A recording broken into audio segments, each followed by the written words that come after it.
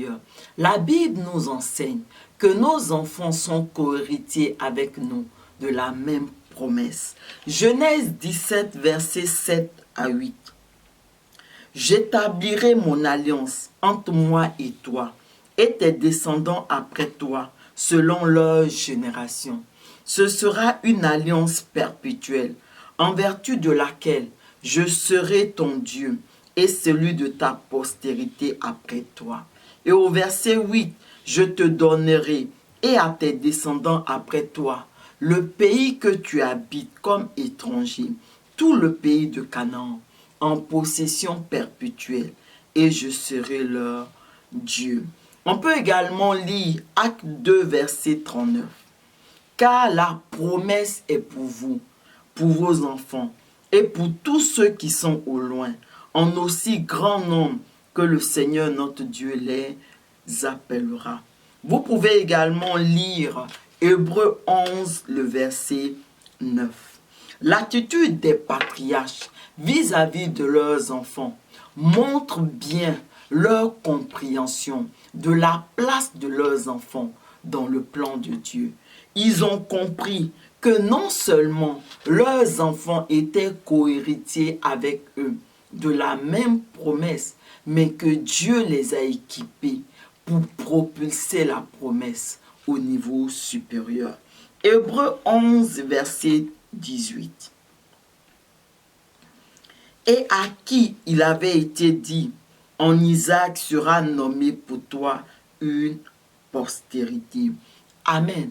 En d'autres mots, c'est à partir d'Isaac qu'Abraham va commencer à recevoir toute cette postérité nombreuse qui lui est propre. Et c'est ce que nous montre la vie de ces patriarches. Abraham a eu un fils, Isaac. Isaac, à son tour, a eu deux fils, les jumeaux, Ésaü et Jacob.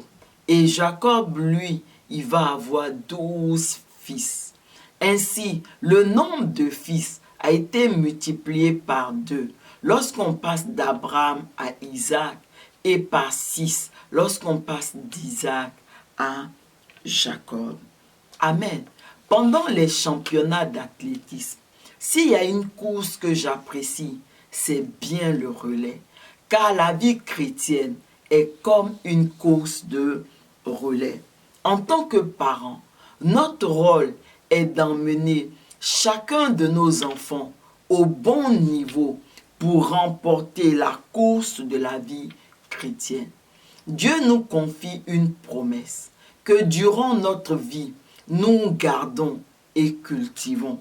Et nos enfants après nous prennent le relais pour propulser la promesse à un niveau supérieur, Dieu les ayant équipés pour cela. Les patriarches se sont appliqués à instruire et enseigner leurs enfants selon Dieu, de sorte qu'après eux, leurs enfants prennent le relais pour continuer la course et remporter le prix de la vocation céleste. Philippiens 3, versets 13 à 14. Frères, je ne pense pas l'avoir saisi, mais je fais une chose, oubliant ce qui est en arrière et me portant vers ce qui est en avant, je cours vers le but pour remporter le prix de la vocation céleste de Dieu en Jésus-Christ. Amen. Regardons maintenant de plus près le cas plutôt de 3 héros de la foi et de leur postérité. Le premier cas, c'est celui d'Abraham et de son fils Isaac. Le cas d'Abraham est intéressant car la promesse démarre avec lui. Dieu fait cette promesse à Abraham de lui donner une terre prospère, la terre de Canaan, et de lui donner une postérité nombreuse. Cette dernière promesse, elle a fait rire Abraham, car lui et sa femme Sarah étaient âgés et en plus, Sarah, sa femme, était stérile. Genèse 15, versets 3 à 6. Et Abraham dit, voici, tu ne m'as pas donné de postérité, et celui qui est né dans ma maison sera mon héritier. Alors la parole de l'Éternel lui fut adressée ainsi. Ce n'est pas lui qui sera ton héritier, mais c'est celui qui sortira de tes entrailles qui sera ton héritier. Et après l'avoir conduit dehors, il dit, regarde vers le ciel et compte les étoiles, si tu peux les compter. Et il lui dit, telle sera ta postérité. Et au verset 6, Abraham eut confiance en l'Éternel qui le lui imputa à justice. Amen. Malgré son rire, Abraham a cru en la promesse de Dieu et il a démontré sa foi en menant une vie de parfaite obéissance à Dieu.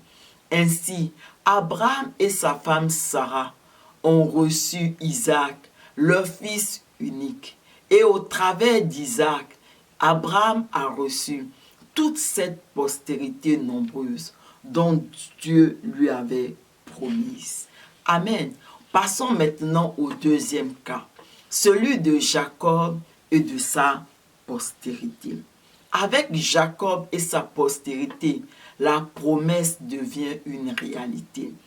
Jacob a eu 12 fils qui vont former les 12 tribus d'Israël, le peuple de Dieu, équipé pour propulser la promesse au niveau supérieur. Car la postérité de Jacob sera nombreuse et c'est elle, cette postérité de Jacob, qui va conquérir et recevoir et posséder plutôt la terre du Canaan, la terre promise à leur père. Jacob et ses descendants sont entrés en Égypte au nombre de 66. Mais à leur sortie d'Égypte, les descendants de Jacob étaient au nombre de 603 550 en ce qui concerne les hommes âgés de plus de 20 ans et en état de porter des armes. Genèse 46, verset 26. Les personnes qui vinrent avec Jacob en Égypte et qui étaient issues de lui étaient au nombre de 66 en tout, sans compter les femmes des fils de Jacob. Amen. Nous pouvons également lire Nombre 1, verset 45 au verset 47.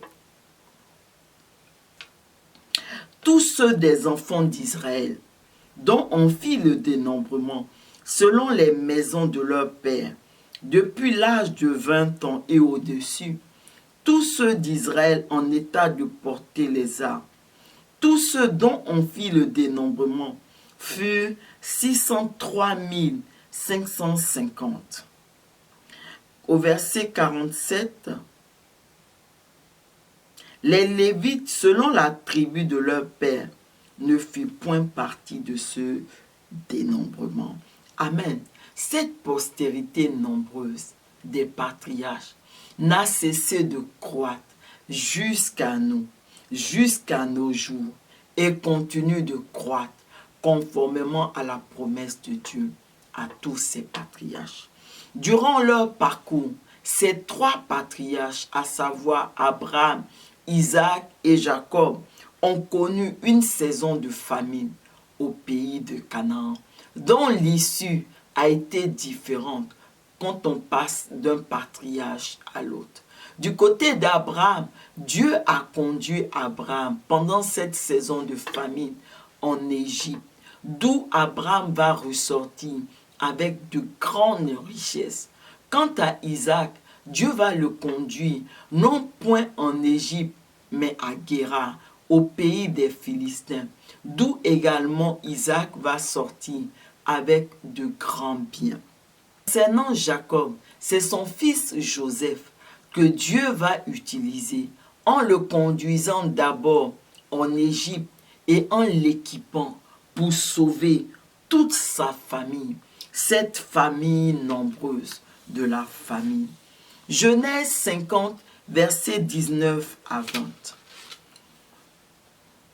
Joseph leur dit, « Soyez sans crainte, car suis-je à la place de Dieu? Vous aviez médité de me faire du mal. Dieu l'a changé en bien pour accomplir ce qui arrive aujourd'hui, pour sauver la vie à un peuple nombreux. » Amen. Avec Jacob et son fils Joseph, on peut apprécier tous les bienfaits de l'instruction selon Dieu dans la vie d'un enfant. Jacob était convaincu que Dieu avait une mission spéciale pour son fils Joseph. Il s'est donc appliqué à instruire Joseph selon Dieu et à conduire Joseph sur le chemin de l'obéissance à Dieu. Et cet enseignement des principes de Dieu que Joseph a reçu a fait toute la différence dans sa vie et l'a soutenu à demeurer ferme dans toutes ces épreuves qu'il a endurées en Égypte, loin de son père. Maintenant, passons au troisième cas, celui de David et de son fils Salomon. David a été un grand roi sur Israël, le peuple de Dieu. Et parmi tous les fils du roi David, celui que Dieu va choisir pour lui succéder, à savoir Salomon, était faible et jeune. Mais le roi David savait que peu importe la faiblesse et la jeunesse de Salomon, si Dieu est avec lui, alors Salomon fera des exploits. C'est ainsi que le roi David va demander à son fils Salomon de chercher Dieu de tout son cœur. 1 Chronique 28, verset 9.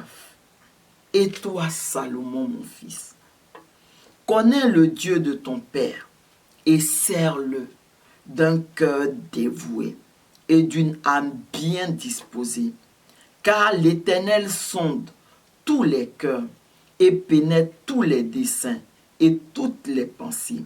Si tu le cherches, il se laissera trouver par toi, mais si tu l'abandonnes, il te rejettera pour toujours. Amen.